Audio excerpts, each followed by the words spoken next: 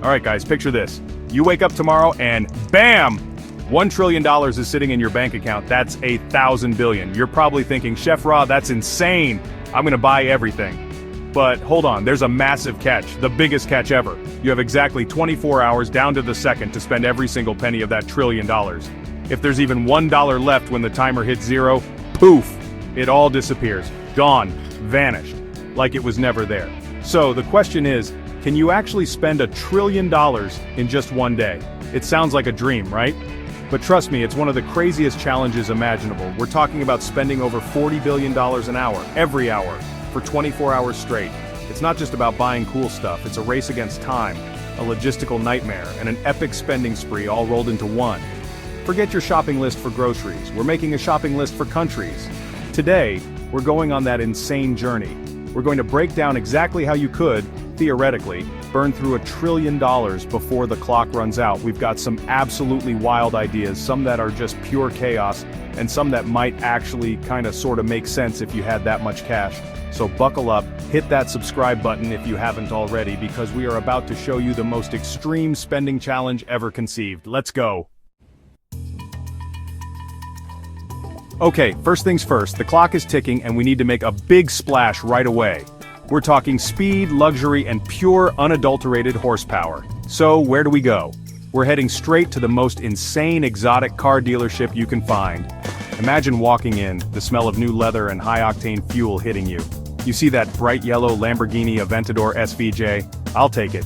That sleek blood-red Ferrari 812 super fast? Yep, add it to the pile. And that absolutely mind-blowing McLaren Senna GTR? You know what? Throw that one in too. We're not here to test drive, people, we're here to buy. But why stop at just 3? That's pocket change when you have $1 trillion. The sales guy is probably already sweating, thinking he's hit the biggest commission of his life. Little does he know, we're just getting warmed up. Alright, cars are cool, but they're landlocked. We need to conquer the seas. And when you have $1 trillion, you don't just buy yacht, you buy all the yachts. Or at least the most expensive ones on the planet. So here's the plan. We need to assemble an army of mercenaries, deal finders, the best negotiators on Earth. We're going to hire 100 of the most ruthless, well-connected individuals you can imagine. Their mission, should they choose to accept it, and they will for this price, is to track down the 100 most expensive, most luxurious, most insane super yachts currently for sale, or even for sale, and buy them. Now. Think about the kind of yachts we're talking about. These aren't your average millionaire's playthings.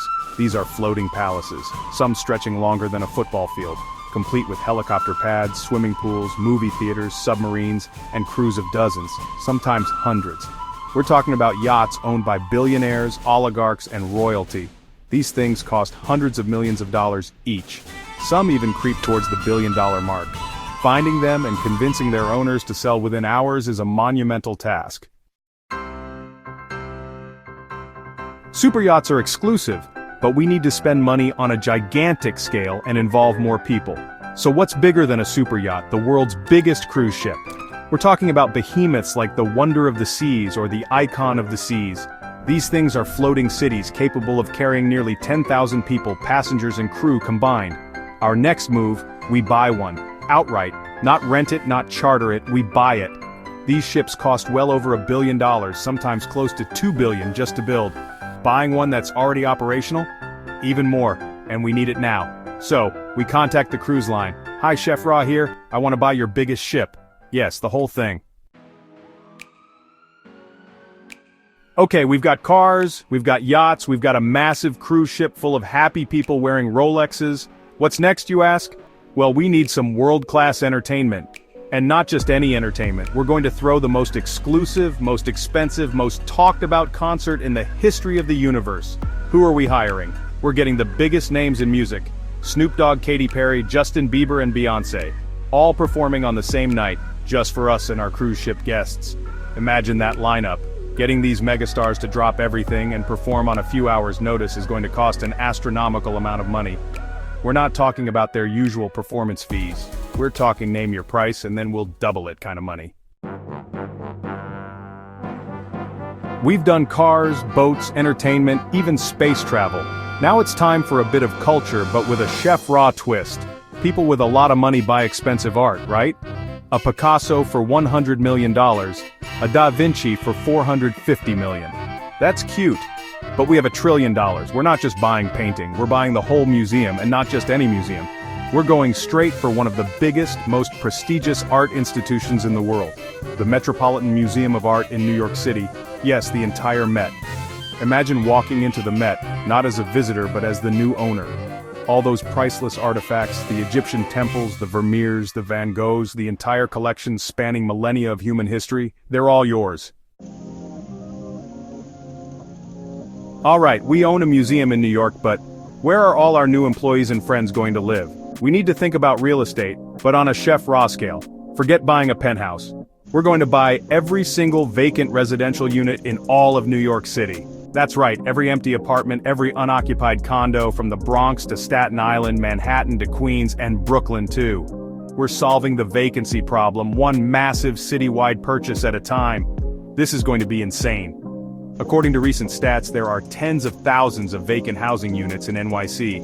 Let's say, for the sake of this challenge, there are around 33,210 vacant units, like the brief says. That's a lot of property. Now the prices will vary wildly, from a small studio in an outer borough to a sprawling luxury apartment overlooking Central Park. But we're buying them all, sight unseen in many cases. New York is conquered for now. But we need to think even bigger. We need projects so massive they can swallow billions, even tens of billions in a single gulp. Where do you find projects of that scale? The Middle East. They're known for their ambitious, sometimes outrageous, mega projects. Artificial islands, futuristic cities, the world's tallest buildings, that's our next playground. We're not just going to invest, we're going to build and buy on an unprecedented scale. First up, let's build our own. They have the Palm Jumeirah, the World Islands. Chef Ra is going to build Chef Ra's Extravaganza Island, and it's going to be bigger, better, and way more expensive than anything seen before. We'll budget a cool $20 billion for the land reclamation, the infrastructure, the giant golden statue of me in the middle, you know, the essentials. We've bought art cities and built islands, now it's time for something truly colossal. We're going to buy an entire country, or at least a very, very large autonomous territory. We're setting our sights on Greenland. Why Greenland? It's huge, it's strategically located, and more importantly for our spending challenge, it's estimated to have vast untapped mineral reserves, rare earth elements, oil, gas, potentially worth trillions in the long run. We're not waiting for the long run, we're valuing it high now. Let's say we offer $200 billion for it, cash, today. We're making waves, literally and figuratively, all over the world. But how do we control the narrative? How do we make sure everyone knows about Chef Ra's incredible 24-hour spending spree? Simple. We buy all the media companies, every single major one we can get our hands on. We're talking about legacy newspapers like the Washington Post, the New York Times, and Time magazine. We're talking about broadcast giants like Comcast, which owns NBC Universal, and Fox Corporation. We're going for the whole shebang, imagine the power. With a few phone calls and some absolutely eye-watering offers, we could consolidate the world's leading media outlets under one very impulsive owner, me, Chef Ra. The sums involved would be astronomical. Buying Comcast might cost us upwards of $150 to $200 billion for a controlling stake. Fox Corp, another $30 to $40 billion. The New York Times Company, maybe $10 billion with a massive premium. Alright, we're nearing the end of our 24-hour whirlwind, and hopefully we've spent most of our trillion, but what if there's still a hefty chunk left? This is where we go into full-on philanthropic hyperdrive. We're going to solve some of the world's biggest problems, or at least throw an unprecedented amount of money at them. First up, medical debt. We'll contact organizations that buy and forgive medical debt and give them, say, $50 billion. Imagine wiping out the medical debt for millions of families in an instant. The relief, the joy. Next, world hunger. This is a complex issue, but with, let's say, another $100 billion, we could fund food programs, sustainable agriculture initiatives, and emergency aid on a scale never before seen. We'd be airlifting gourmet meals, prepared by Chef Ra, naturally, to every corner of the globe. We're not just donating, we're making a statement. We did it! Or at least, we came up with a pretty insane plan to do it. Spending $1 trillion in 24 hours is one of the wildest challenges imaginable, and look at the absolute chaos and spectacle we created. From buying out car dealerships and a fleet of super yachts to launching celebrities into space and attempting to purchase entire countries and media empires, it's been an unbelievable ride. And even after all that, if we played our cards right with those massive philanthropic donations, we might have actually done some good in the world, alongside the glorious absurdity of it all. But here's a crazy thought. Even after a spending spree of that magnitude, if you had that 24-hour limit, $1 trillion is still an almost incomprehensible amount of money. You could literally reshape the future. Think about it. You could fund programs to clean up all the plastic in the oceans, establish research institutions to cure diseases, build sustainable cities from scratch, or even launch your own private space exploration program to Mars and beyond.